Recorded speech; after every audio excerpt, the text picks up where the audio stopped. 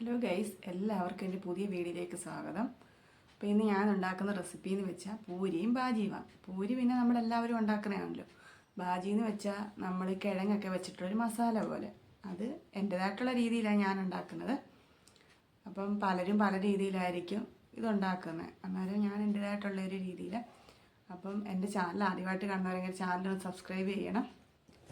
ഞാൻ ഇതേപോലെ ഗോതമ്പൊടി എടുത്തിട്ടുണ്ട്. ഇനി ഇതിലേക്ക് നെയ്യും ഉപ്പുപൊടിയും കൂടെ ചേർത്ത് കൊടുത്തിട്ടുണ്ട്. നമ്മൾ നെയ്യ് ഇച്ചിരി ഒഴിച്ച് കൊടുക്കുകയാണെങ്കിൽ നല്ല മയമായിരിക്കും, കഴിക്കുമ്പോൾ നല്ല സോഫ്റ്റും ആയിരിക്കും, ടേസ്റ്റും ആയിരിക്കും. അപ്പോൾ ഇനി നമ്മുടെ ചപ്പാത്തിയുടെ മാവിൻ്റെ കൂട്ട് അതേ രീതിയിൽ തന്നെ നമുക്കിതൊന്ന് കുഴച്ചെടുക്കാം. അപ്പോൾ അതാ ഇതേപോലെ കുഴച്ചെടുത്തിട്ടുണ്ട്. ഇനി ഒന്ന് റെസ്റ്റ് ചെയ്യാനായിട്ട് വെക്കാം.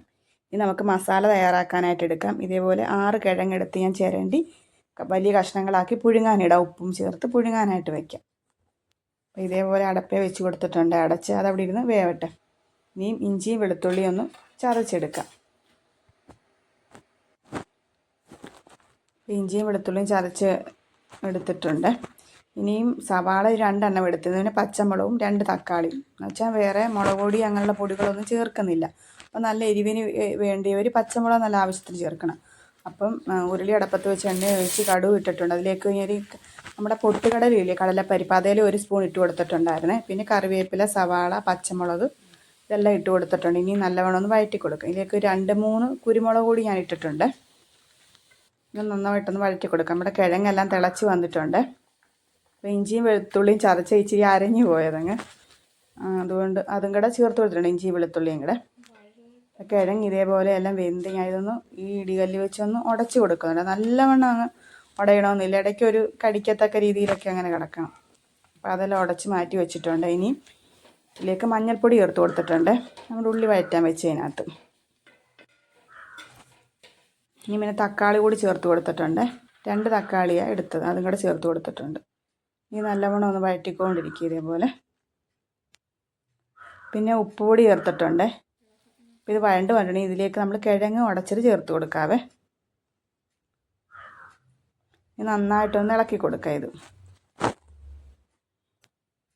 ഇതിലേക്ക് ഗരം മസാലപ്പൊടി ഉണ്ടല്ലോ, ഒരു 1/4 ടീസ്പൂൺ ഞാൻ ചേർത്തിട്ടുണ്ട്. ഇനി ഇതിലേക്ക് ഒരു സ്വല്പം വെള്ളം ഒഴിച്ച് ഇതൊന്ന് കുഴമ്പ് രൂപത്തിലാക്കാം. ഒത്തിരി വെള്ളം വേണ്ടി, ശകലം മതി. ഇനി ലാസ്റ്റ് മല്ലിയിലയും കൂടി ഇട്ടിട്ടുണ്ട്. ഇതെല്ലാം കൂടെ ഒന്ന് മിക്സ് ആക്കി എടുക്കാം. അപ്പം നമ്മുടെ മസാല റെഡി ആയിട്ടുണ്ട്. നല്ല മണവും വരുന്നുണ്ട്, നല്ല ടേസ്റ്റ്. ഞാൻ കഴിച്ചു നോക്കുക, നല്ല ടേസ്റ്റ് ഉണ്ട്. ഇത് മാത്രം മതി, വേറെ ഒന്നും വേണ്ട. ഇനി നമുക്ക് അതവിടെ മാറ്റി വെച്ചിട്ടുണ്ട്. ഇനിയും പൂരിക്ക് ഇതേപോലെ മാവെല്ലാം നല്ലവണ്ണം കുതിർന്ന് വന്നിട്ടുണ്ട്. ഇനി ഇതേപോലെ ബോളാക്കി എടുക്കാം.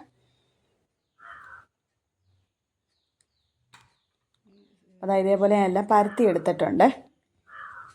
ഇനി ഇതേപോലെ ഒരു ചീനിച്ചട്ടി വെച്ചിട്ടുണ്ട്, എണ്ണ ഒഴിച്ചു കൊടുക്കാം. ഇനി ഓരോന്നായിട്ട് നമുക്ക് ഇതേപോലെ പൊള്ളിച്ചെടുക്കാം. പൂരിയൊക്കെ ആകുമ്പോൾ പിന്നെ കൊച്ചുങ്ങൾ കുറച്ച് കഴിയുമ്പോഴൊക്കെ അവർ പറക്കിയൊക്കെ തിന്നോളും. ഞാൻ കുറച്ചേറെ ഉണ്ടാക്കിയിട്ടുണ്ട്. അപ്പം നെയ്യൊക്കെ ഒഴിച്ചുകൊണ്ട് നല്ല സോഫ്റ്റായിട്ടിരിക്കും, നല്ല ടേസ്റ്റ്, നല്ല മണവും വരുന്നത്. അപ്പം നമ്മുടെ പൂരിയും ബാജിയും റെഡി ആയിട്ടുണ്ട്. അപ്പം നിങ്ങളെല്ലാവരും ഇതേപോലെ ഉണ്ടാക്കി നോക്കണം. പെട്ടെന്ന് തയ്യാറാക്കാം, ഒത്തിരി താമസമൊന്നുമില്ല. അപ്പം നല്ല ടേസ്റ്റ് ഇത് രണ്ടും കൂടെ കഴിക്കാൻ. അപ്പോൾ ഇഷ്ടപ്പെട്ടാൽ ലൈക്ക് ചെയ്യണം, സബ്സ്ക്രൈബ് ചെയ്യണം. ബായ്.